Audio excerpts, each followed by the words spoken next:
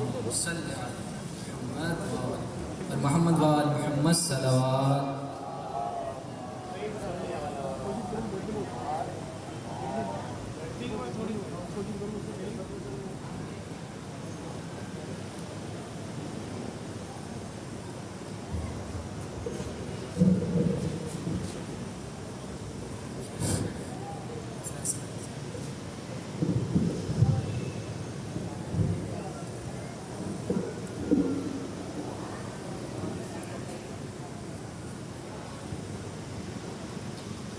Be be Sakina کی شان میں ایک شعر پیش کرنا چاہتا ہوں. شبیر نے رکھا ہے تیرا نام سکینہ، شبیر نے رکھا ہے تیرا نام سکینہ، صدیوں کے برابر ہے تیرے کام سکینہ، صدیوں کے برابر ہے تیرے کام سکینہ. تو نے غم سرور کا دیا ایسا جلایا، تو نے غم سرور کا دیا ایسا جلایا، اب شام میں ہوتی ہی نہیں شام سکینہ. میں محمد و آل محمد صلوات.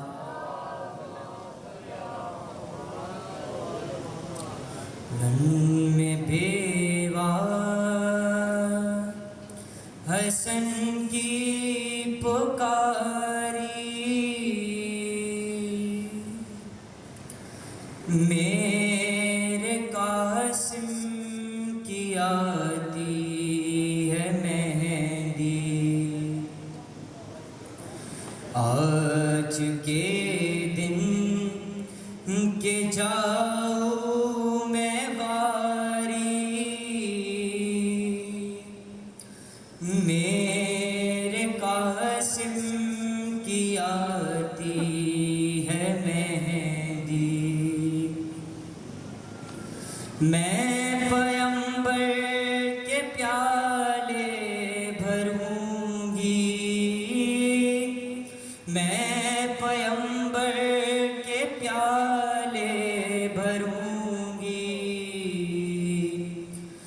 شمع مشکل کشا کی دھروں گی،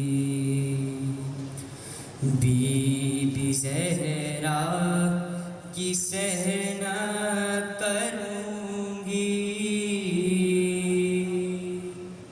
میرے قاسم کی آتی ہے مہندی. سوتے کیوں ہو براتی جگاؤ،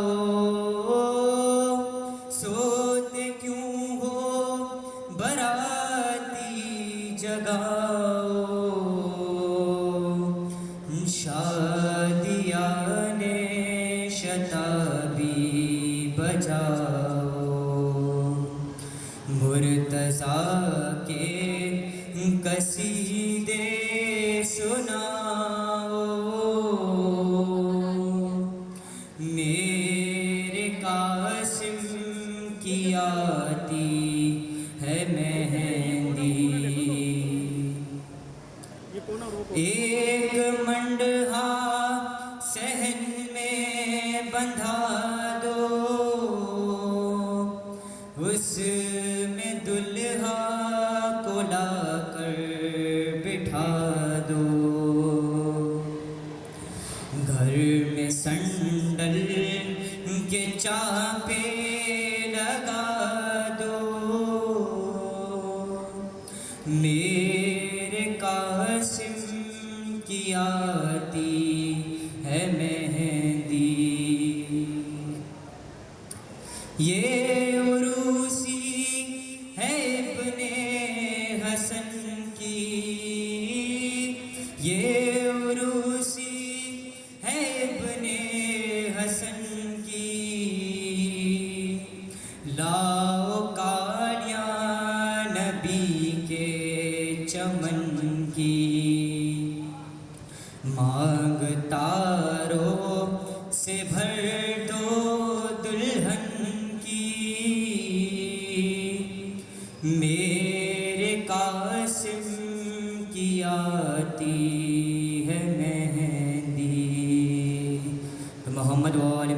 صلوات.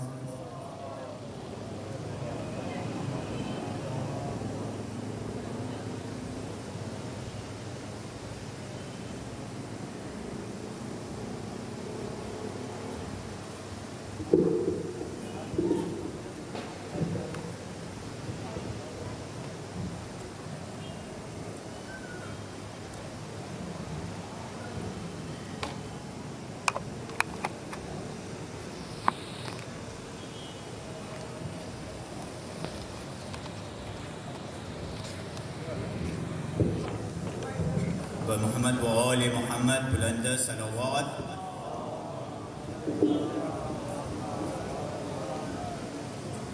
باقی دیگر صلوات. اللهم صل علی محمد و آل محمد و عجل. جناب استاذ سبت جعفر صاحب کا ایک کلام پیش کرنا چاہ رہا ہوں، جس میں انہوں نے نام علی کی کمپوزیشن بتائی ہے کہ عین، لام اور یہ سے کیا مراد. آپ لوگوں کی نظر کے سماعت پیش کرنا چاہتا ہوں بر محمد و آل محمد بلند صلوات.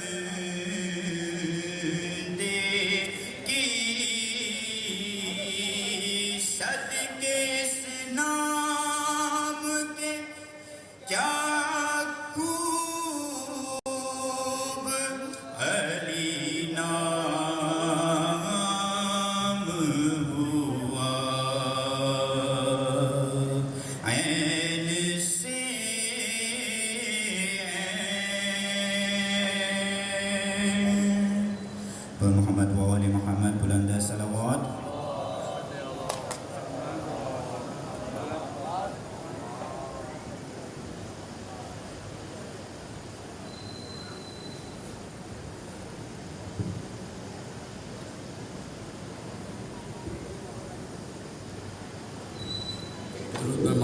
محمد.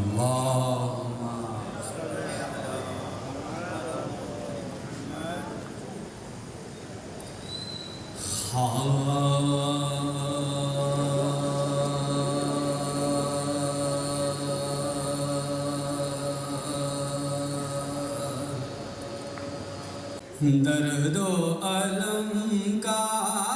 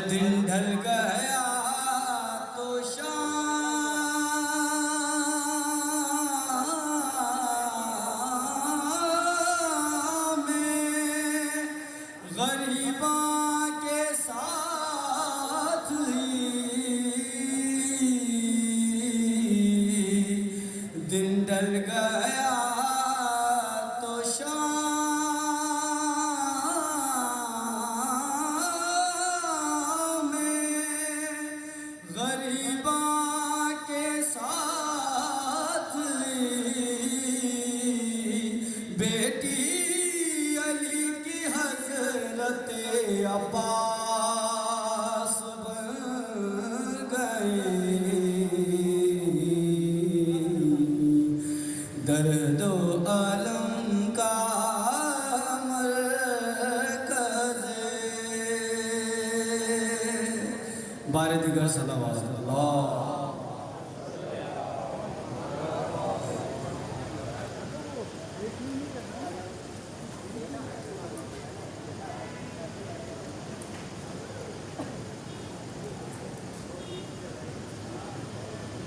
سلام کی چند اشعار آپ کی سماعت میں نظر کروں گا. درود پڑھے محمد و آل محمد کی ذات پر.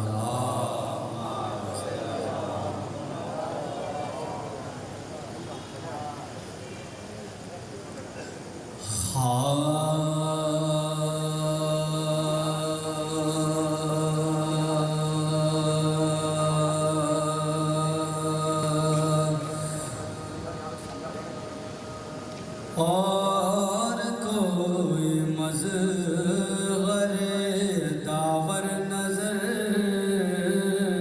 آتا نہیں اور کوئی مظہر داور نظر آتا بز میں کل میں دوسرا حیدر نظر آتا نہیں اور کوئی مظہر اے ابو طالب علی عباس ایسے بے کوئی ان جیسا وفا پہ کر نظر آتا نہیں اور کوئی مظہر اور یوں تو جو پر کھڑے ہیں کتنے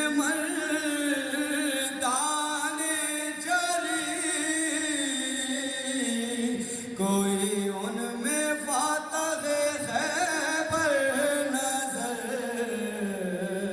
آتا نہیں اور کوئی مظہر جو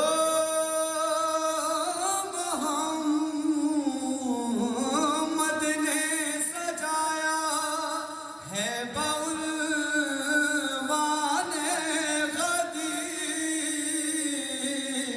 دل کے اندھوں کو وہی منبر نظر آتا نہیں اور کوئی مظہر پڑ گئی ہے جن کے دل بغض ہے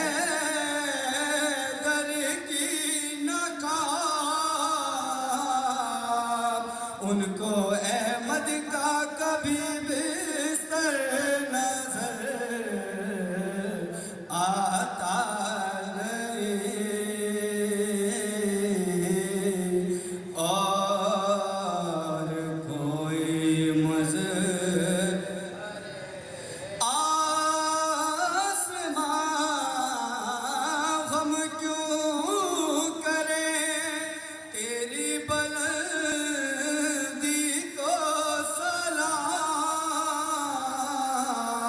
کربلا سے تو ہمیں بہتر نظر آتا نہیں آسمان ہم کیوں کریں تیری بلندی کو سلام کربلا سے تو ہمیں بہتر نظر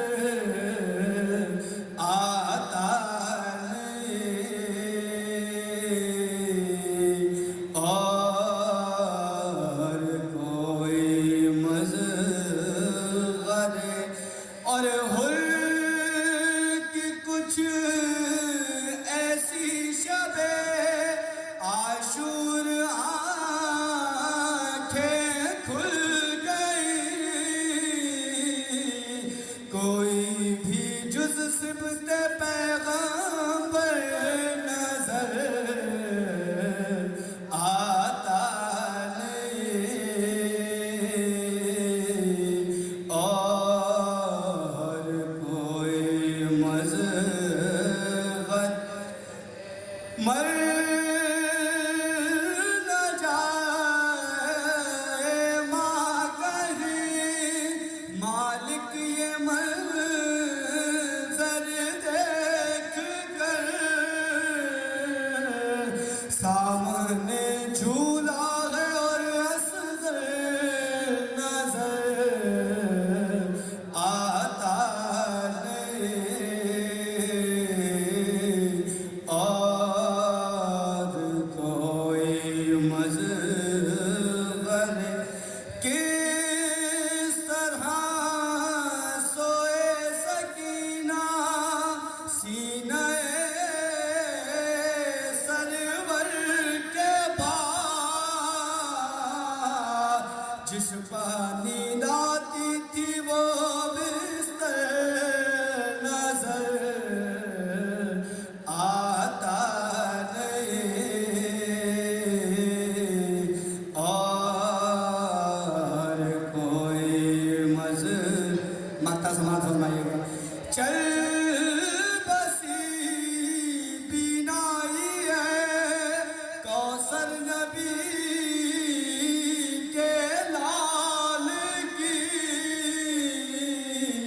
ڈھونڈتے ہیں اور علی اکبر نظر آتا نہیں، اور کوئی مصغر رحم اللہ من کر الفاتحہ۔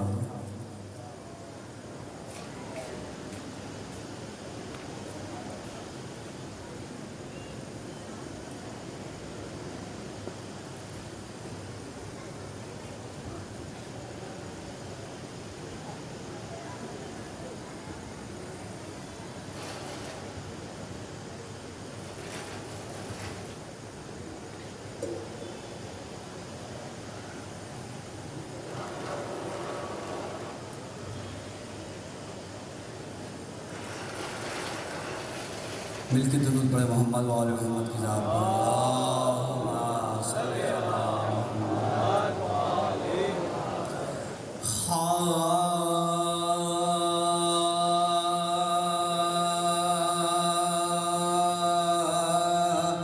پہنچا جرم شبر زیجا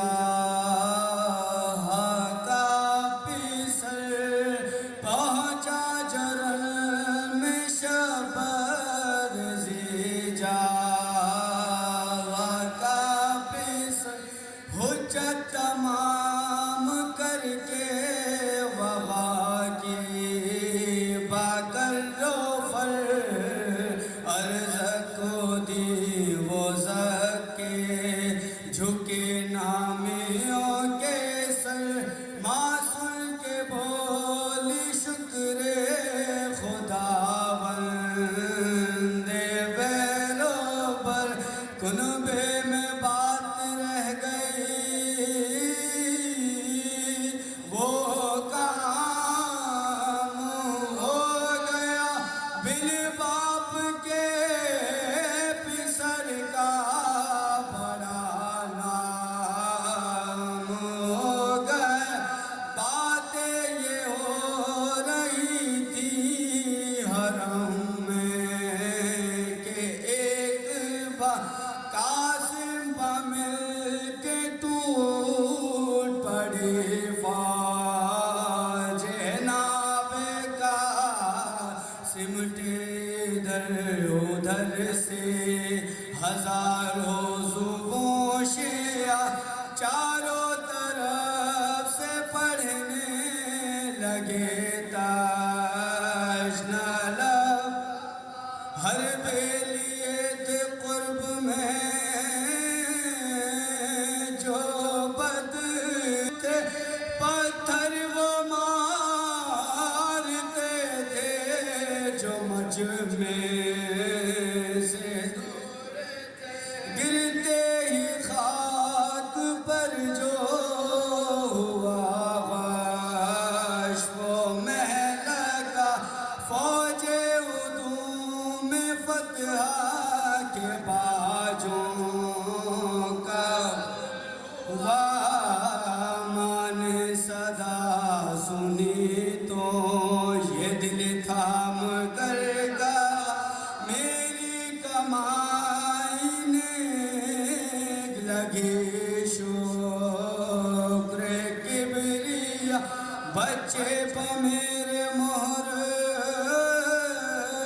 ہوئی ذوالجلال کی لو بیویوں برات چڑھی میرے لال کی پہنچے جو لاش ابن حسن پر بالزا دیکھا کہ سر کو کاٹنے والے ہیں بدشیاں غصے سے کانپنے لگے عباس نام دا للکار کر بڑھے صفت شیر گردگا بھاگے عدو جو ڈر کے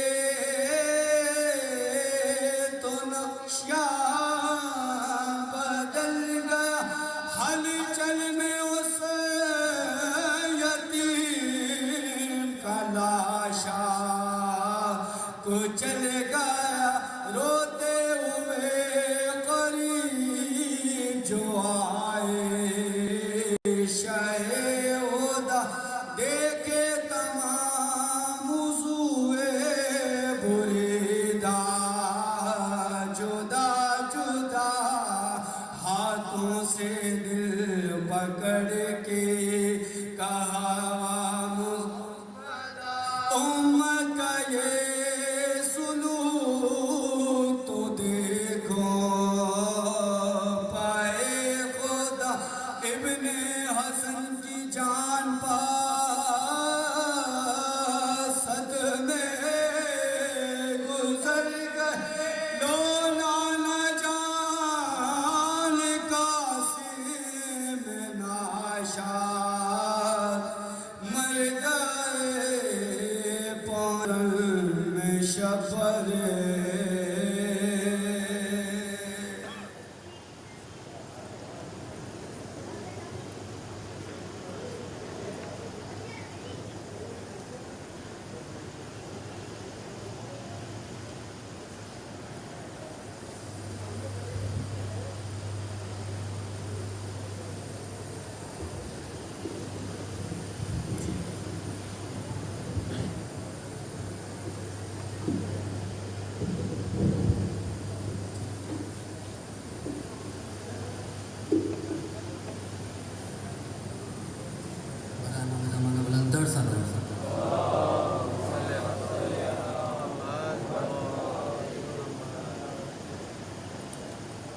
صبح سے چونک کر اٹھی صبح سے چونک کر اٹھی بولی سر کو پیٹتی ہوئی ہائے میری نیند اڑ گئی ہائے میری نیند اڑ گئی میرے بابا خیریت سے ہوں میرے بابا خیریت سے ہوں میرے بابا خیریت سے ہوں میرے بابا خیریت سے ہوں دیکھا آج میں نے کیسا خواب ریت پر پڑے ہیں کچھ گلاب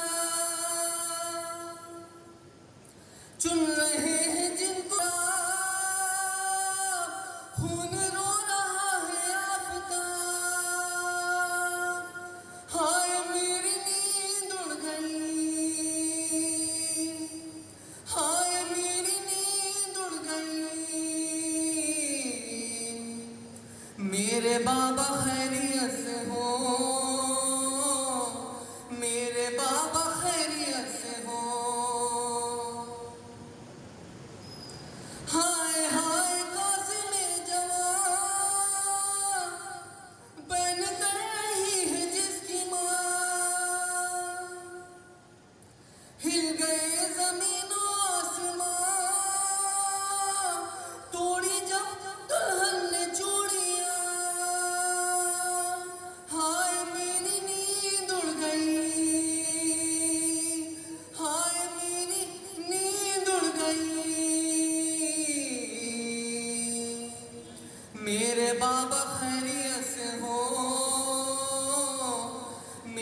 بابا خیریت سے ہو،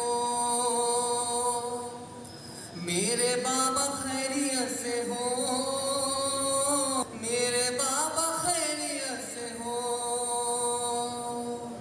صلوات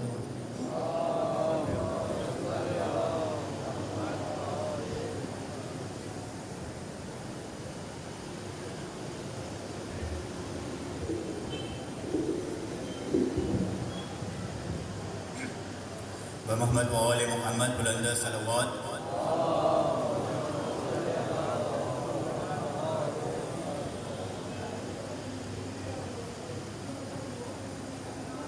و دیگر صلوات.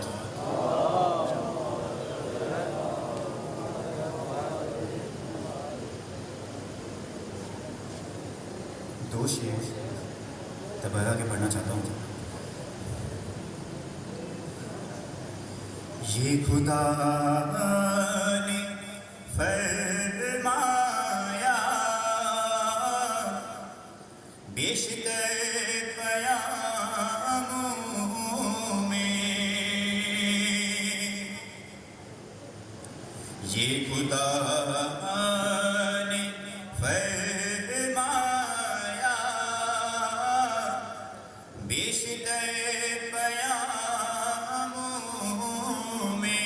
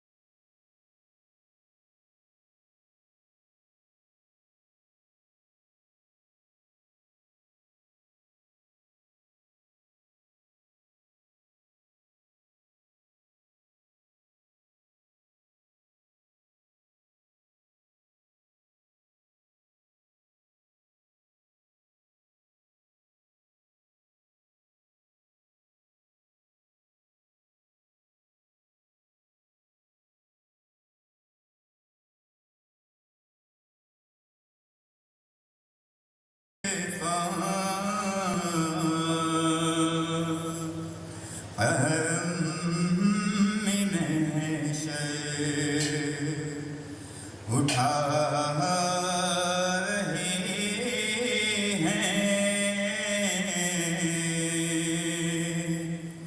بپا ہے بپا ہے خیموں میں شور ماتم حسین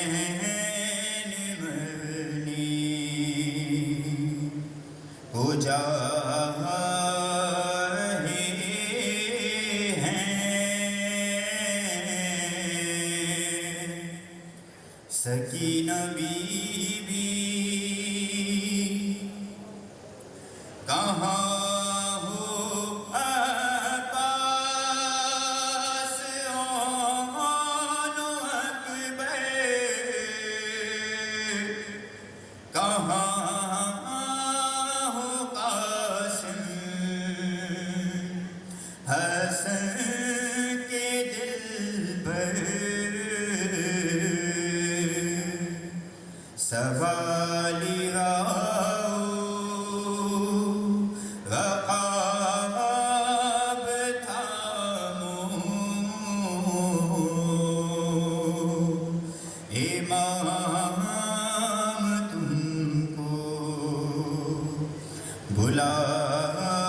رہے ہیں سکینہ بی بی سمو سے گھوڑے کے ایک بچی لپٹ گئی بے قرار ہو کر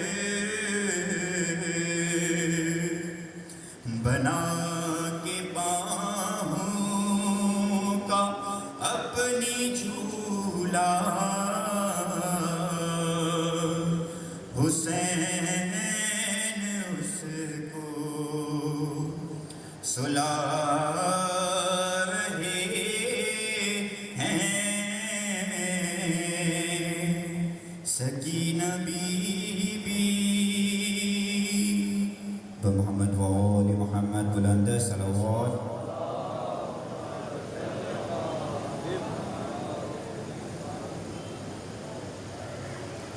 ایک اعلان سماعت فرمائیے آج مہدی قاسم حضرت قاسم علیہ السلام کے سلسلے میں بعد ختم مرکزی مجلس یہیں پہ نوحہ خوانی ہوگی اس سال کووڈ کی وجہ سے محفل حسینی کے اندر مہندی کی مجلس کا کوئی پروگرام منعقد نہیں کیا گیا ہے محمد وآل محمد بلند صلوات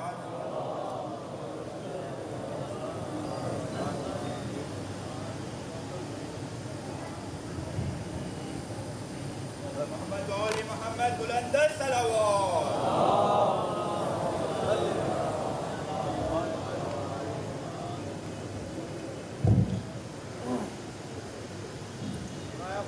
امام زمانہ بلند صلوات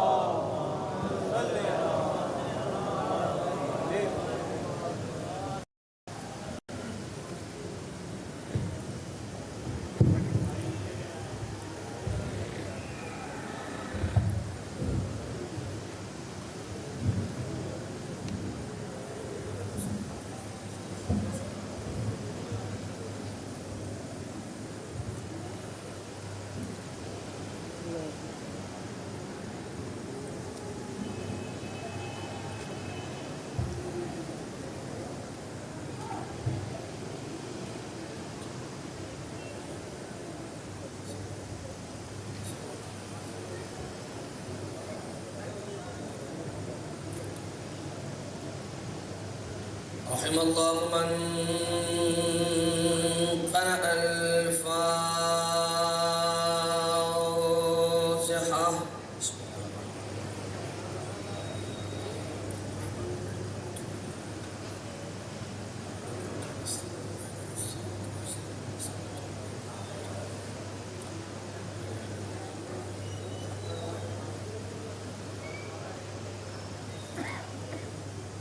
لا حول ولا قوة إلا بالله العلي العظيم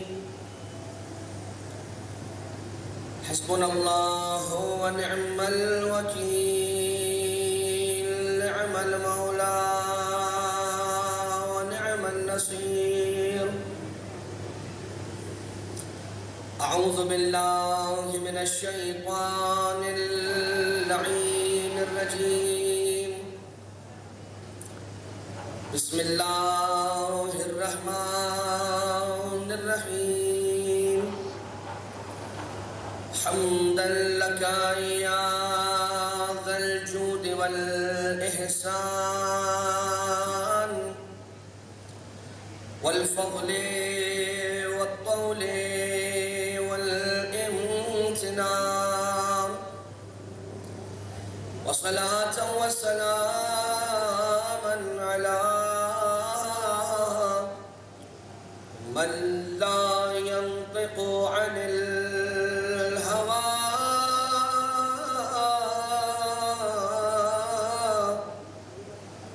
إن هو إلا وحي يوحى حبيب قلوبنا وشفيع ذنوبنا وطبيب نفوسنا نفوسنا مولانا ومولى الثقلين جد الحسن والحسين أبي القاسم المصطفى محمد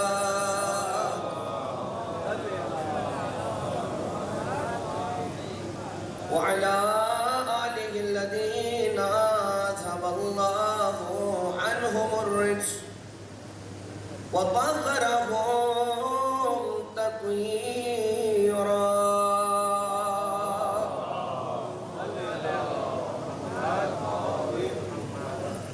لا سيما على الإمام المنتظر والحجة الثاني عشر واللعنة الدائمة الباقية على أعدائهم ومنكري فضائلهم وغاصبي حقوقهم من الأزل إلى قيام يوم الدين. أما بعد فقد قال الله سبحانه وتعالى في محكم كتابه ومتقن خطابه وهو أصدق القائلين بسم الله الرحمن الرحيم ومن يعظم شعائر الله فإنها من تقوى القلوب. الصلوات.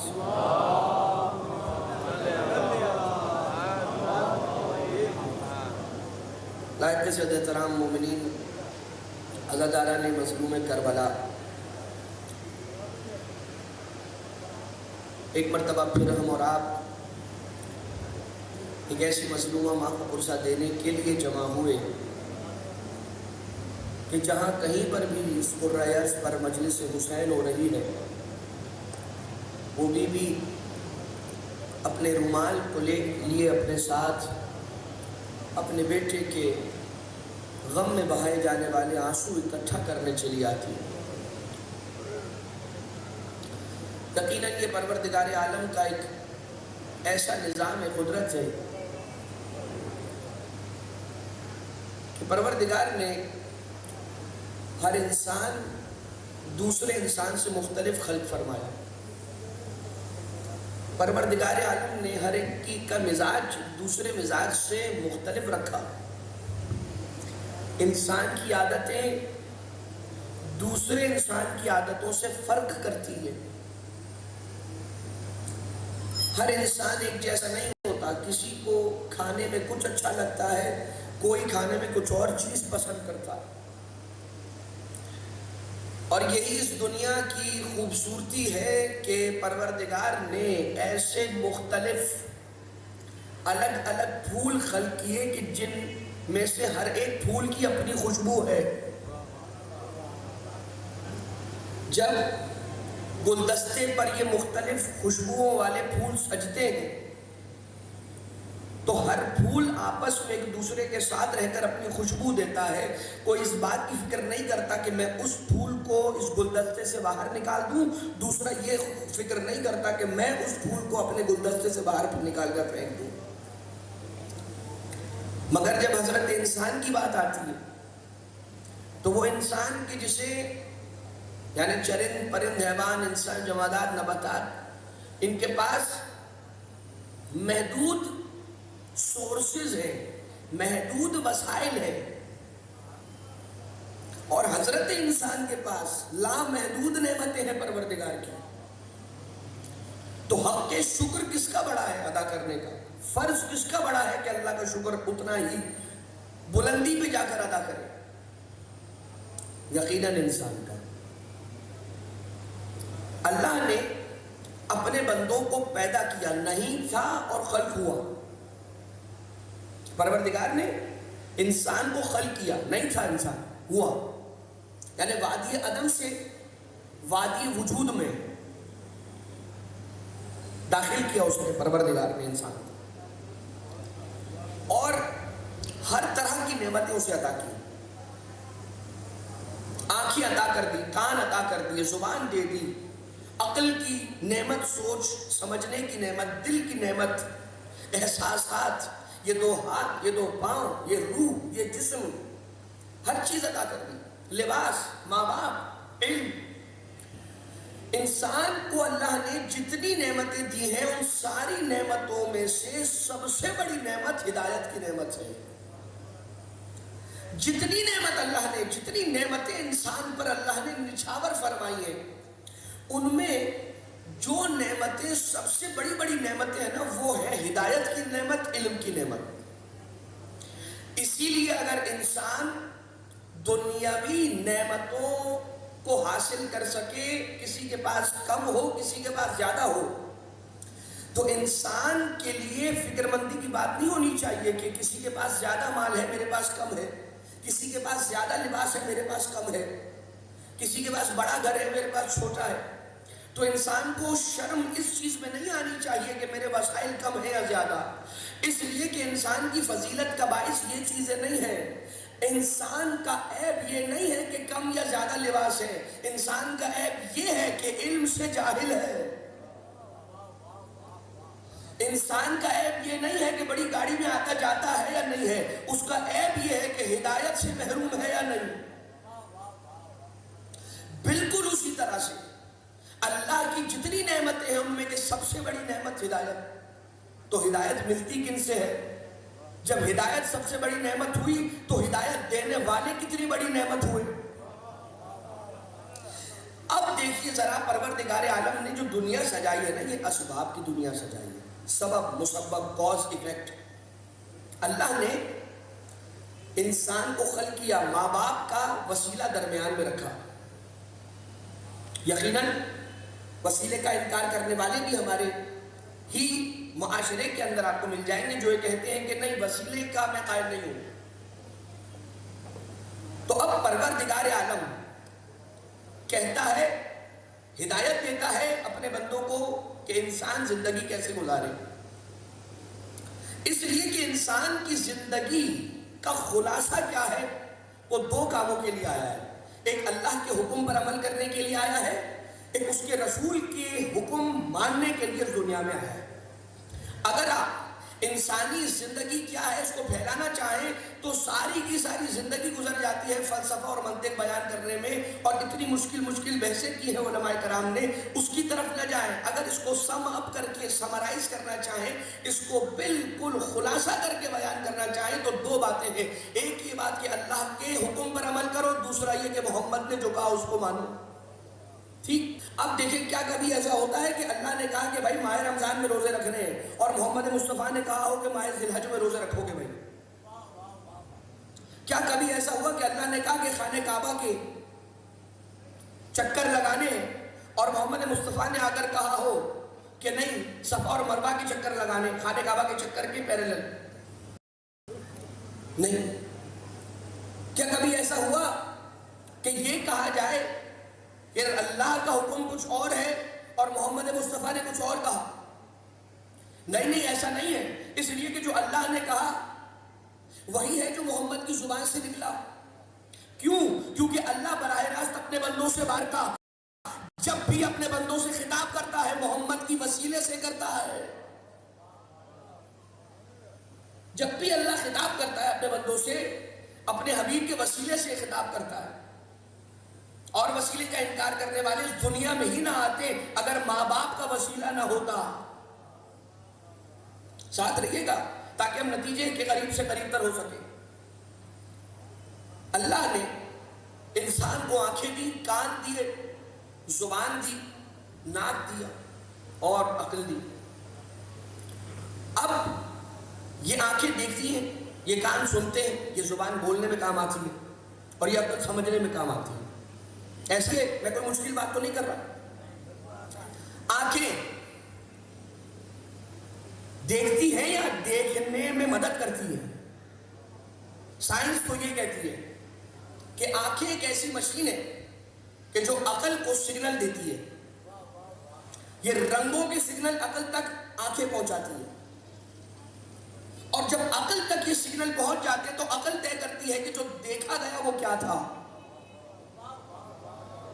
یہ کان میں جو ہڈیاں ہیں نا چھوٹی چھوٹی، جن میں چھوٹے چھوٹے سے سوراخ ہیں پردے کان کے، کان کی ہڈیوں کے ساتھ آواز جا کے ٹکراتی ہے اور ان آوازوں کے کانوں کی ہڈیوں سے ٹکرانے کی وجہ سے سگنل پیدا ہوتے ہیں اور وہ سگنل عقل تک جاتے ہیں. پھر عقل فیصلہ کرتی ہے کہ جو کانوں نے سنا وہ کیا تھا. زبان پر رکھی گئی چیز کڑوی ہے، تلخ ہے، شیریں ہے، ترش ہے، کیا ہے؟ یہ جو چھوٹے چھوٹے دانے بنے نا، جب بھی کبھی زبان کو آپ اپنے آنکھوں سے دیکھنا چاہیں تو جب آپ دیکھیں گے تو چھوٹے چھوٹے دانے بنے ہوئے، جس کو انگریزی میں کہتے ہیں ٹیسٹ بڈز. ان پہ جا کے جب کوئی غذا لگتی ہے، کوئی چیز لگتی ہے تو سگنل پیدا ہوتے ہیں. وہ سگنل عقل تک پہنچتے ہیں. عقل بتاتی ہے جو زبان پر پڑا وہ میٹھا تھا، کھٹا تھا، نمکین تھا، شیریں تھا یا کیا تھا. اس کے معنی یہ ہوئے کہ آنکھیں دیکھتی نہیں ہیں، آنکھیں وسیلہ ہے انسان کو دکھانے کے لیے. کان دیکھتے نہیں ہیں، کان وسیلہ ہے دکھانے کے لیے. زبان چکھتی نہیں ہے، زبان وسیلہ ہے چکھانے کے لیے. ناک سونگتی نہیں ہے، ناک وسیلہ ہے سونگھانے کے لیے انسان کو. تو جب انسان کا ایک چھوٹا سا بدن بغیر وسیلوں کے کام نہ کر سکے تو اللہ کی یہ کائنات بغیر وسیلوں کے کیسے چلے گی؟ اور آپ مجھے بتائیے کہ اگر خدا نہ خواستہ آنکھ میں خلل پیدا ہو جائے تو انسان دیکھ نہیں سکتا. ہدایت کون دیتا ہے؟ اللہ. ہاتھیوں کے وسیلوں سے دیتا ہے. ٹھیک، اللہ نے جو انسان کو آنکھوں کے، کان کے اور یہ زبان کے، پورے انسان کے بدن میں وسیلے ہی وسیلے ہیں. ان وسیلوں میں سے کوئی وسیلہ خدا نہ خواستہ خراب ہو جائے تو وہ وسیلہ جو جس کام کے لیے رکھا ہے وہ کام دینا بند کر دیتا ہے. آنکھ خدا نہ خواستہ خلل پیدا ہو جائے دکھانا بند کر دے گی. عقل تو ہے، عقل دیکھ لے. بھائی عقل یہ کہے کہ مجھے آنکھوں کی ضرورت نہیں ہے، میں ہوں، میں انسان کو دکھاتی ہوں، میرا ہونا ہی کافی ہے. نہیں، جب تک آنکھوں کا وسیلہ نہ ہو، وسیلہ بھی ہونا ضروری ہے، وسیلوں کا بے عیب ہونا بھی ضروری ہے. اسی لیے انسانوں کی ہدایت کے لیے جو اللہ کی بارگاہ سے آیا بے عیب تھا، معصوم تھا. ٹھیک ہے، بے عیب تھا، معصوم تھا. اب مجھے یہ بتائیے کہ کیا کوئی انسان ہے کہ جو اپنی آنکھ سے اپنی آنکھ کو دیکھ لے؟ آسان کروں اور کیا کروں میں آپ کی خدمت میں.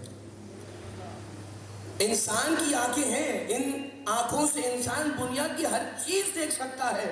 اگر نہیں دیکھ سکتا تو ان آنکھوں سے اپنی ہی آنکھوں کو نہیں دیکھ سکتا. اس کے معنی کیا ہوئے؟ اب کیا کرے انسان؟ مجھے تو اپنی آنکھیں دیکھنی ہے تو میں کیا کروں گا؟ میں لے کر آؤں گا ایک آئینہ، اور جب میں وہ آئینہ سامنے رکھوں گا اپنے تو بالکل ویسی ہی میری آنکھیں جیسی ہیں وہ آئینہ مجھے دکھا دے گا. پروردگار عالم نے ہدایت کرنے کے لیے جو اپنا بہترین بندہ بھیجا، محمد مصطفیٰ، کہا فقط اس اکیلے محمد کو نہیں رکھوں گا، اس لیے کہ ایک ایسا دور آئے گا کہ میری ایک امت محمد مصطفیٰ کو شہید کر دے گی، رخصت ہو جائیں گے. ایک دور آئے گا محمد مصطفیٰ پردہ فرما جائیں گے. پھر کون ہو کہ جو محمد جیسا ہو؟ تو فرمایا ایسے 12 آئینے لگاؤں گا کہ جن میں سے پہلا آئینہ، درمیانہ آئینہ، آخری آئینہ، سب کے سب آئینے محمد کی شبیہ ہوں گے.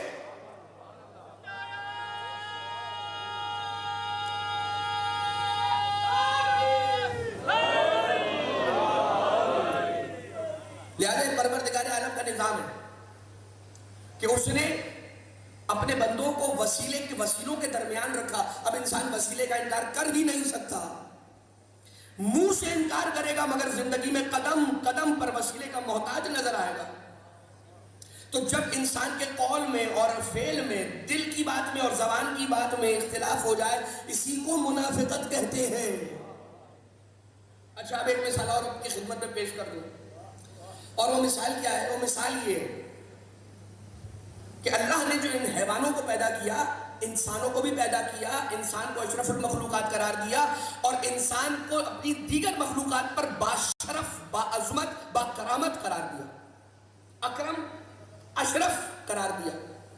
انسانوں کو اللہ نے اپنی ہر مخلوق سے اوپر رکھا. یہی وجہ ہے، بہت ساری مثالیں، بہت ساری دلیلیں، بہت سارے علل ہیں، مگر ان میں سے ایک بات آپ کی خدمت میں عرض کر دیتا ہوں کہ حیوانوں کو ایسے رکھا ہے کہ حیوان جھکتے ہیں اور جھک کر اپنے رزق پر جھک کر اسے کھاتے ہیں. آپ نے دیکھا حیوان اپنے چارے کے سامنے جھکتا ہے، جھک کر چارہ اٹھا کر اپنے منہ سے کھاتا ہے. یعنی حیوان کو تو رزق کے سامنے جھکایا، مگر پروردگار عالم نے انسان کو اس کے رزق کے سامنے جھکایا نہیں، بلند قامت رکھا، سیدھا رکھا. گویا خدا نے بتا دیا کہ جب میں یہ پسند نہیں کرتا کہ اے انسان تو اپنے رزق کے سامنے جھک جائے، تو یہ میں بالکل پسند نہیں کروں گا کہ میرے علاوہ کسی اور سے مانگے، یا میرے جو دروازے ہیں ان دروازوں کو چھوڑ کر کسی اور دروازے پر چلا جائے. اور اللہ کا دروازہ کون سا دروازہ ہے؟ وہ دروازہ کیا ہے کہ جس دروازے سے کائنات میں بڑھتا ہے زیارت امیر کائنات حلال مشکلات حضرت علی ابن ابی طالب علیہ السلام کے جملے ہیں، اشہد انک انت باب اللہ الذی منہ یؤتی. میں اس بات کی گواہی دیتا ہوں اللہ کا وہ دروازہ کہ جس دروازے سے اللہ کائنات میں اپنی نعمتوں کو تقسیم کرتا ہے، وہ دروازہ آپ ہے، وہ دروازہ آپ ہے علی. اچھا، انسان کو اپنے رزق کے سامنے بھی نہیں جھکایا، تو پھر اے خدا اب انسان تو نہیں جھک رہا اپنے رزق کے سامنے، تو ایک کام کر دے آسانی کے لیے کہ رزق کو حکم دے دے اڑ کے دہن تک پہنچ جائے، منہ تک آ جائے، لقمے اور نوالے بن بن کر پلیٹ سے اڑے، پرواز کرے اور منہ میں داخل ہو جائے. چھوٹا سا ڈرون ہو جائے، جیسے آج کل جو زمانہ ہی اس کا ہے، وہ ڈرون کی طرح سے نوالا اٹھے اور بالکل منہ کے پاس آئے اور رکے 1-2 سیکنڈ کے لیے کہ منہ کھلے، اور اس کے بعد ویسے اتنا آٹومیٹڈ زمانہ ہو گیا ہے، ہر چیز ہی آٹومیٹک ہو گئی ہے. اب ایسا ڈر لگتا ہے کہ انسان آٹومیٹک دور میں گزرنے کی وجہ سے بیمار نہ ہو جائے. اپنے چھوٹے چھوٹے کاموں کے لیے بھی اسے اٹھنا نہیں پڑتا، لیکن اللہ نے کہا کہ نہیں، یہ بھی نہیں کروں گا کہ غذا کو رزق کو بھی حکم نہیں دوں گا کہ اڑ کر تیرے منہ تک آ جائے، بلکہ تجھے 2 ہاتھ دوں گا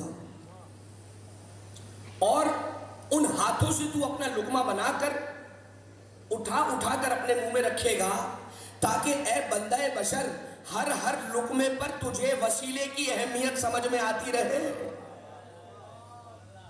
تاکہ ہر لقمے پر تجھے وسیلے کی اہمیت سمجھ میں آتی رہے.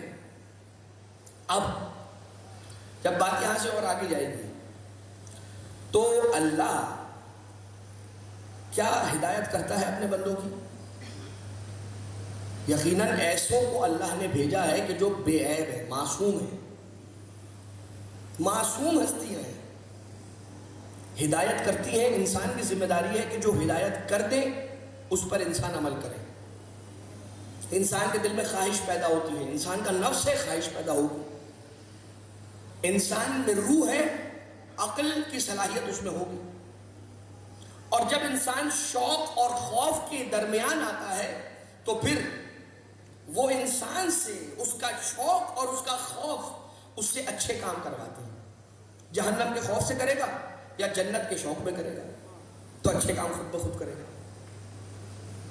یا پھر منعم حقیقی کی ایسی معرفت ہو جائے کہ نہ شوق کے لیے کرے نہ خوف کے لیے کرے، بس اور بس اسے راضی کرنے کے لیے کرے. میں بات کو آگے بڑھا رہا ہوں تاکہ جلد سے جلد ہم فضائل کے مرحلے پہ داخل ہو جائیں، تاکہ آپ کے ذوق کی بات آ سکے اور پھر ہم سب ساتھ ہو جائیں.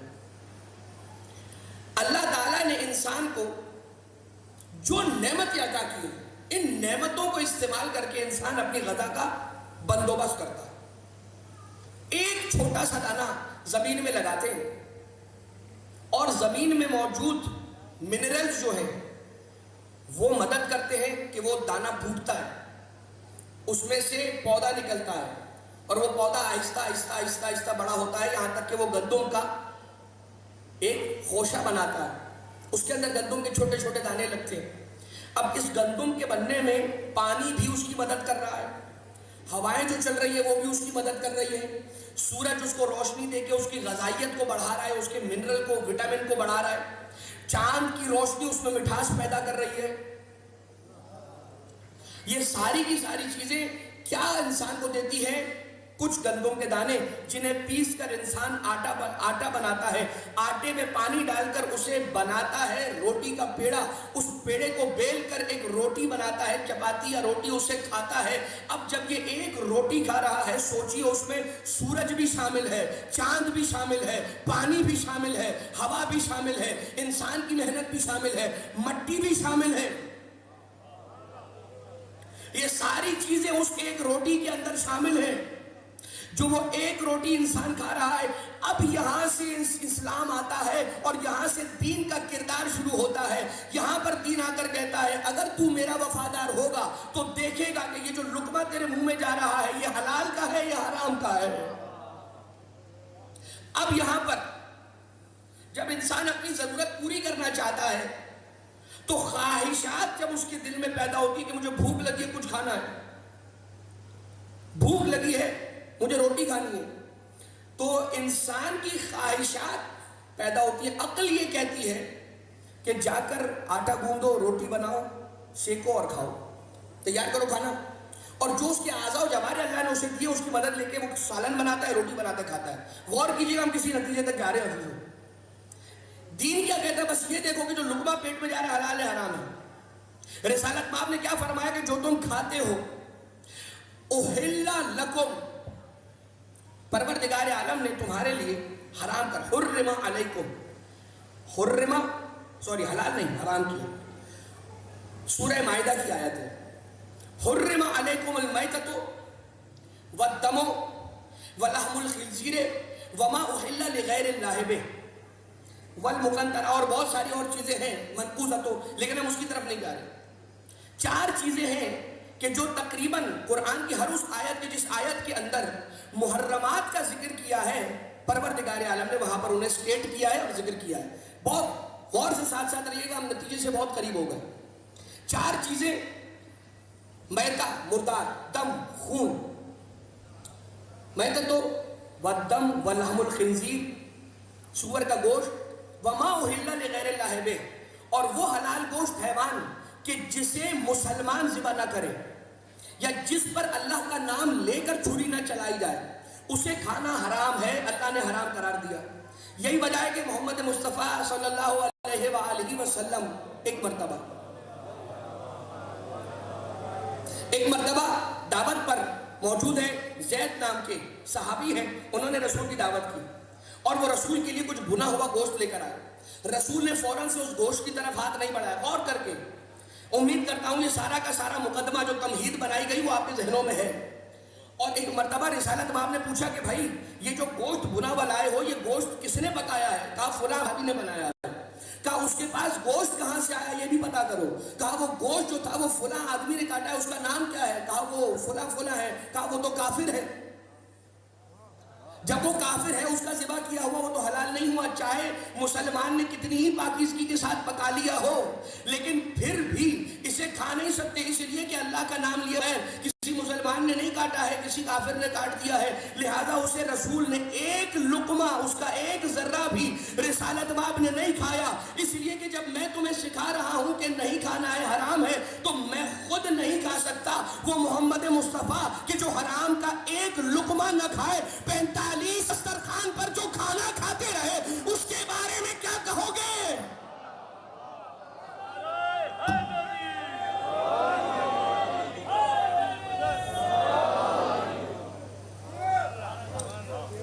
وہ محمد مصطفیٰ کہ جنہوں نے ایٹ دا پوائنٹ کہہ دیا کہ نہیں یہ میں نہیں کھا سکتا، اس لیے کہ اس سے اللہ کی معصیت کی بو آ رہی ہے، وہ ختمی مرتبہ، وہ حبیب خدا 45 سال تک اگر ابو طالب کے دسترخوان سے کھاتے رہے تو پھر یہ ظلم نہیں ہے کہ ابو طالب کو دائرہ ایمان سے خارج بتانا. اچھا ایک بات اور ہے، رسول کون ہے؟ ختمی مرتبہ. رسول کون ہے؟ ختمی مرتبہ. ختمی مرتبہ کا مطلب کیا ہوتا ہے؟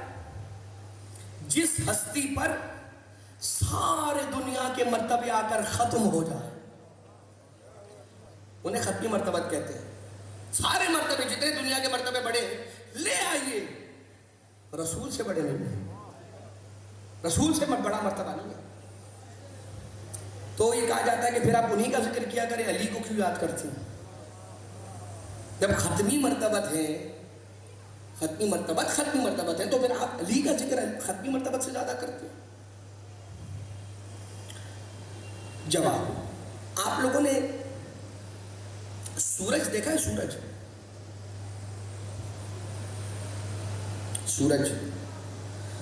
کی جو روشنی ہے، اس کا کلر معلوم ہے؟ اس کا رنگ کیا ہے؟ سورج کی روشنی کا رنگ کیا ہے؟ سائنس آج تک سورج کی روشنی کا کلر بتانے سے قاصر ہے. اور یہ اس لیے قاصر ہے، کہتی ہے کہ جتنے رنگ ہیں نا دنیا کے، وہ سارے کے سارے رنگ سورج کی روشنی میں پوشیدہ ہیں. اسی لیے دنیا کی کسی بھی رنگ کی چیز پہ سورج کی روشنی پڑ جائے تو وہ اس کا ٹھیک رنگ دکھا دیتی ہے. اگر کسی خاص رنگ سے منسوب کر دیا جائے، یہ کہا جائے سفید رنگ ہے، تو سورج کی روشنی جب سفید کے علاوہ بھی کسی رنگ پر پڑے گی تو دکھا دے گی، سفید رنگ پر پڑے گی تو اس چیز کو نہیں دکھائے گی. اگر سورج کی روشنی کا رنگ پیلا کہیں گے تو سارے رنگ دکھائے گا سورج، پیلا رنگ صحیح سے نہیں دکھائے گا، اس لیے کہ اس کی خود کی روشنی کا رنگ پیلا ہے. اس لیے جب پیلا رنگ پیلے پہ پڑے گا تو وہ سفید نظر آئے گا. آپ گھر کے اندر، کمرے کے اندر جب نائٹ بلب جلاتے تو لال رنگ کا اگر بلب ہوتا ہے تو کمرے میں جتنی لال رنگ کی چیزیں ہوتی ہیں وہ سفید ہو جاتی ہیں. ہو جاتی نہیں ہو جاتی؟ اگر ابھی نہیں سمجھ پا رہے تو آج جا کر دیکھیے گا، جس رنگ کا چھوٹا سا نائٹ بلب ہو اسی رنگ کی چیز اس کے ساتھ رکھ کر دیکھیے گا، وہ سفید نظر آئے گی، یعنی اس کا صحیح رنگ نہیں دکھائے گی. اسی لیے کہا کہ چونکہ سارے رنگ سورج میں موجود ہیں لہذا اس کا کوئی نام نہیں ہے، مجبوراً ایک نام دیا انہوں نے، اور اس کا نام ہے کیلوین. کیلوین کہتے ہیں سورج کی روشنی کے رنگ کو. بالکل اسی طرح سے سورج کی روشنی کے رنگ کو مجبوری میں کیلوین کہتے ہیں، جس طرح سے ہم محمد مصطفیٰ کو مجبوری میں بشر کہتے ہیں، اس طرح سے مجبوری میں محمد مصطفیٰ کو بشر کہتے ہیں. اچھا اب آ جائیے، تو سورج میں جو رنگ پوشیدہ ہے ہمیں کیسے پتا چلے گا بھیا اس میں کتنے رنگ ہیں؟ تو ایک تکونا شیشہ آتا ہے، ٹرائنگل شیشہ آتا ہے، 3 کونوں والا شیشہ آتا ہے. اس شیشے کو جب رکھتے ہیں ایک طرف سے سورج کی روشنی اس میں جاتی ہے، دور میں جتنے 7 رنگ ہیں وہ دوسری طرف سے نکلتے ہوئے نظر آتے ہیں، لال بھی، پیلا بھی، نیلا بھی، ہرا بھی، سب نظر آتے ہیں. درمیان میں وہ شیشہ ہوتا ہے، اس طرف ایک روشنی ہوتی ہے اور اس طرف سارے اس کے اندر کے کمالات اور روشنیاں نظر آتی ہیں. محمد مصطفیٰ ہے سورج، علم رسول میں ہے، کرم رسول میں ہے، سخاوت رسول میں ہے. رسول کی سخاوت جس ہستی سے آیا ہوتی ہے اسے علی کہتے ہیں، رسول کا علم جس ہستی سے آیا ہوتا ہے اسے علی کہتے ہیں، رسول کی سخاوت جس ہستی سے آیا ہوتی ہے اسے علی کہتے ہیں. بھیا اتنی سی تو بات ہے، ختمی مرتبت محمد مصطفیٰ ہے اور اسی محمد نفس علی ہے. جو فضیلت دیکھ رہے ہو علی کی، محمد میں چھپی ہوئی ہے، علی میں آشکارا ہے.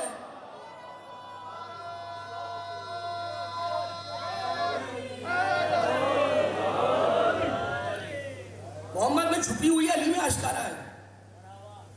اور ہم نے آپ کی خدمت میں عرض کیا جب حضرت ابو طالب کی بات آئی ہے تو ایک بات اور سن کر ہم آگے بڑھیں گے. کہیں ایسا تو نہیں ہے کہ میں نے آپ کا زیادہ وقت لے لیا ایک بات سمجھانے کے لیے، لیکن عزیزان محترم ایک فرد تھا کہ جس نے محمد کو دولہا بنایا تھا، اور جس نے محمد مصطفیٰ کو دولہا بنایا تھا انہوں نے عام لباس کے ذریعے سے محمد مصطفیٰ کو دولہا بنانے کے لیے نہیں سجایا تھا. جب رسالت مآب کو دولہا بنانے کے لیے اس شخصیت نے سجایا ہے، پیرہن یوسف کا پہنایا، پاؤں میں نالین ابراہیم کی دی، دوش پہ ابا موسیٰ کی، ہاتھوں میں عصا موسیٰ کا، اپنا امامہ سر پر رکھوایا، انگلی کے اندر سلیمان کی انگوٹھی پہنائی. اور جب یہ سارے تبرکات جو محمد کی میراث ہے، محمد کون ہے؟ رسالت مآب کون ہے؟ میراث، وارث انبیاء ہیں، وارث انبیاء بھی نہیں، سردار انبیاء ہیں. یہ ساری امانتیں ایک کے بعد ایک دوسرے نبی تک منتقل ہو رہی تھی. حضرت موسیٰ علیہ السلام کے بعد زبور آگے بڑھی ہے اور اس کی تختیاں دوسرے نبی کے پاس امانتاً رہی ہیں, پھر ان کے بعد والے نبی کے پاس امانتاً رہی ہے, اس کے بعد والے نبی کے پاس امانت رہی ہے. جیسے جیسے نبی کا دور گزرتا گیا امانتوں میں اضافہ ہوتا چلا گیا. جو نبی جتنا دیر سے آیا اتنی زیادہ امانتیں اس کے پاس آتی رہیں, یہاں تک کہ رسالت مآب تک امانت پہنچی. جا کر تاریخ کو اٹھا کر پڑھ لیجئے گا وہ ہستی کون تھی کہ جس نے انبیاء ما سلف کی امانتیں لے کر محمد تک پہنچائیں. یہ وہی ہستی ہے کہ جس ہستی نے محمد کو جب دولہا بناتے ہوئے سجایا تھا تو یہ سوچا کہ کیوں نہ محمد کو امانتیں دینے کا یہ طریقہ اختیار کیا جائے کہ یہ ساری کی ساری امانتیں جن کا وارث, جن کا اہل, جس کا حقدار خود میرا پیارا نبی ہے, ان کے تن مبارک پر زیب تن کروا دیا جائے. اس ہستی کا نام ابو طالب ہے کہ جنہوں نے موسیٰ کا عصا محمد کو دیا, نالین ابراہیم محمد کو دی, حضرت ابراہیم کی ابا محمد کو پہنائی, امامہ پہنایا, سلیمان کی انگشتری پہنائی. اب میرا امت مسلمہ سے فقط اتنا سوال ہے, مجھے ذرا یہ بتاؤ مسلمان نبیوں کی امانتیں ایک کافر کے گھر میں اتنے سالوں سے کیا کر رہی تھی؟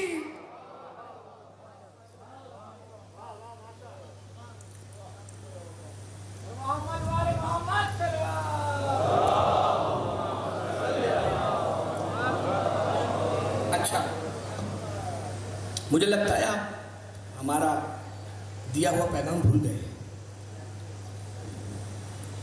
اور وہ یاد دلانا پڑے گا. جب بھی اہل بیت کی فضیلت کا کوئی ایسا نقطہ ہے گنجائش ہو تو علی کا نام لیتے ہوئے شرمایا نہ کریں. یہ نعرہ ہمارا قومی پہچان, ہماری قومی پہچان ہے, یہ ہمارا امتیاز ہے, یہ ہمارا فخر ہے. اس سے ہم پہچانے جاتے ہیں, اسے ہمیں اپنی نسلوں تک پہنچانا ہے. اور اس نام میں اللہ نے وہ طاقت رکھی ہے, اور اس نام میں اللہ نے وہ طاقت رکھی ہے.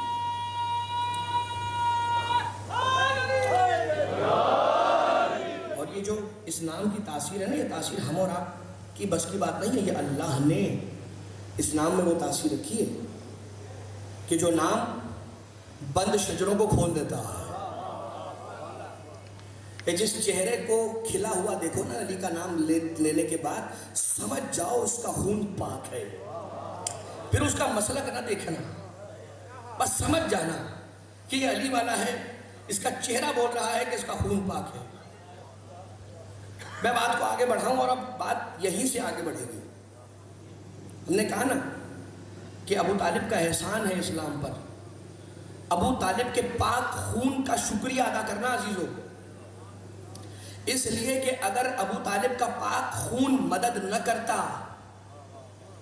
اور علی 40ویں دن خیبر نہ آتے تو بہت سو کا 40واں ہو گیا ہوتا. یہ میرا جملہ نہیں ہے, علامہ اظہر حسن زیدی اعلی اللہ مقامہ کا جملہ کہ شکر مناؤ, ابو طالب کے خون کا شکریہ ادا کرو کہ 40ویں دن خیبر تشریف لے آئے. اس لیے کہ اگر علی خیبر نہ آئے ہوتے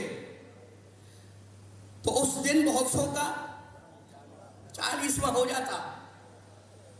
اور کس شان سے میرا مولا آیا. بھائی کون ہے اہل بیت؟ ضامن نجات کون ہے؟ اہل بیت ہے نا, یہی تو ہمارا موضوع ہے. تو ذرا سنیے کیسی ضمانت ہے. ایسی ضمانت آشوب چشم ہے, علی بن ابی طالب ساتھ نہیں ہے, مدینہ میں ہے, لیکن کوئی ایسا بھی نہیں تھا خیبر میں کہ جو کام کا ہوتا. کہنے والے اور دعویٰ کرنے والے, رجس پڑھنے والے تو بہت تھے, اپنی شجاعت کا اظہار کرنے والے تو بہت ملے, مگر کوئی ایسا کہ جو اسلام کے کام آ جاتا رسول کو نہیں ملا. اور رسالت مآب نے یہ کہا کہ اب دیکھو تم لوگوں سے تو نہیں ہوا, تم نے 40 دن تک کوشش کر لی, اب میں اسے علم دوں گا. لَأُعْطِيَنَّ الرَّايَةَ غَدًا رَجُلًا كَرَّارًا غَيْرَ فَرَّارٍ يُحِبُّهُ اللَّهُ وَرَسُولُهُ وَيُحِبُّ اللَّهَ وَرَسُولَهُ.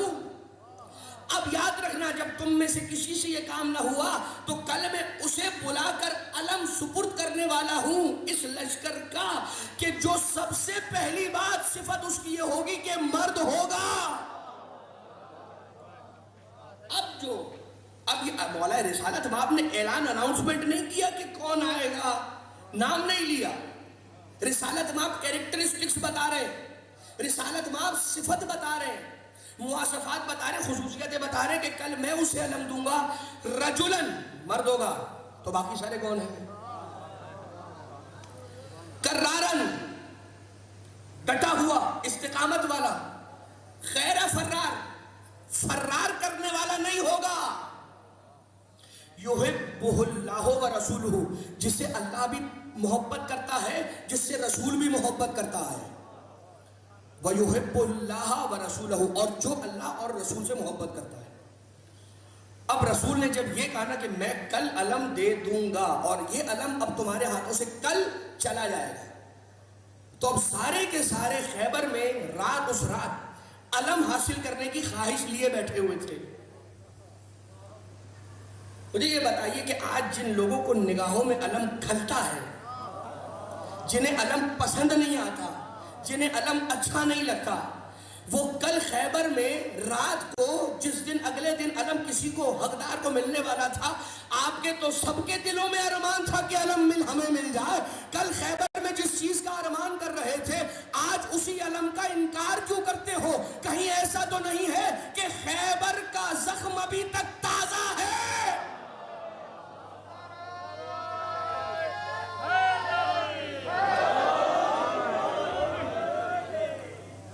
ہم کس شہر میں بیٹھے, ہم کس سرزمین پر بیٹھے, ہم کس صوبے میں بیٹھے, ہم کس عظیم مقام کے بہت قریب بیٹھے, احساس ہے عزیزو؟ مولا قدم گاہ کہاں سے, یہاں سے کتنی فاصلے پر ہے؟ پیدل 5 منٹ سے کم فاصلے پر پہنچ جاؤ گے. منسوب تو علی کے قدموں سے ہی ہے نا, اور یہی وہ قدم تھے جو 2 شہر رسالت پر آ گئے. اچھا, سندھ کی دھرتی, شہر کون سا ہے؟ حیدر آباد. یہ میرا ایمان ہے اور یقین ہے, اور آپ اس بات کی تائید فرمائیں گے, اس شہر میں رہنے والا کبھی ویران نہیں ہوگا, اس لیے کہ شہر کا نام ہے حیدر آباد. حیدر کے نام والے شہر میں رہنے والا کبھی ویران نہیں ہوگا, ہمیشہ حیدر کے صدقے میں آباد رہے گا. ہمیشہ حیدر کے صدقے میں آباد رہے گا. لہذا اللہ کو حکم ہوا کہ یا رسول اللہ, علی کو آواز دیجئے, اور یہ صدائے غیب آئی, ناد علی مظہر العجائب, علی کو آواز دیں, علی کو پکارے, نادیں. اس کی دلیل آپ چاہتے ہیں؟ قرآن کریم کی ایک سورہ کی آیت, بسم اللہ الرحمن الرحیم, قل تعالوا ندعو ابناءنا وابناءکم ونساءنا ونساءکم. اے حبیب کہہ دیجئے, آپ یہ دلیلوں سے تو نہیں سمجھے, تو اب ان سے مباہلہ ہوگا اور ان کو کہیے کہ آپ اپنے بیٹوں کو بلائیں, ہم اپنے بیٹوں کو بلاتے ہیں. بیٹوں کو بلاتے کیا ہے؟ ندا دیتے ہیں. آپ اپنی عورتوں کو ندا دیں, ہم اپنی عورتوں کو ندا دیتے ہیں. آپ اپنے نفسوں کو ندا دیں, ہم اپنے نفسوں کو ندا دیتے ہیں. ندا ہی سے تو نکلا ہے نادے, ناد علی. اور رسالت ماں کو جب یہ حکم ہوا اللہ کی طرف سے کہ یا رسول اللہ ناد علی, یہ کمانڈنگ ٹون ہے, پکارو علی کو, آواز دو علی کو, تو رسالت مآب نے کہا مدینہ کی طرف رخ کر کے, یا قاہر العدو, یا والی الولی, یا مظہر العجائب, یا مرتضی علی. رسول اللہ کا یہ صدا بلند کرنا تھا. وہاں پر صدائے رسالت مآب مدینہ میں علی کے کانوں تک پہنچی. علی نے قمبر کو اپنے پاس بلایا, قمبر دوڑ کر علی کی تلوار ذوالفقار لے کر آئے. ایک مرتبہ سواری کو تیار کیا گیا, علی ابن ابی طالب نے ذوالفقار کو کمر, رسول اللہ مبارک ہو میرا مولا آ گیا. رسول نے علی ابن ابی طالب کو قریب بلایا, پیشانی پر بوسہ لیا, ایک مرتبہ اپنا امامہ علی کے سر پر رکھا. اس کے بعد کہا یا علی, خیبر کی فتح تمہارا انتظار کر رہی ہے. چلے علی, چلے علی, چلے. اور علی جب چلے ہیں تو وہاں سے وہ مرحب کہ جو 39 دنوں تک اپنے قلعے کے اندر بند رہا, باہر آیا. اور جب باہر آیا تو ایک مرتبہ کہا انا الذی سمتنی امی مرحبا, جس کا نام اس کی ماں نے مرحب رکھا ہے. اور اس نے یہ رجس پڑھا کہ عرب کے بڑے بڑے پہلوان میرا نام سن کر کانپتے ہیں، وہ نام ہی سن کر کانپتے ہیں، اس لیے کہ تمہاری شجاعت سے بڑھ کر شجاع ملا جو نہیں۔ اور یہاں سے جب مولا کائنات تشریف لے کر آئے تو آنے کے بعد ایک مرتبہ کہتے ہیں انا الذی سمتنی امی حیدرا، انا الذی سمتنی امی حیدرا، انا الذی سمتنی امی حیدرا زرخام و عجامن و لیسن کسورا، میں وہ ہوں کہ جس کا نام اس کی ماں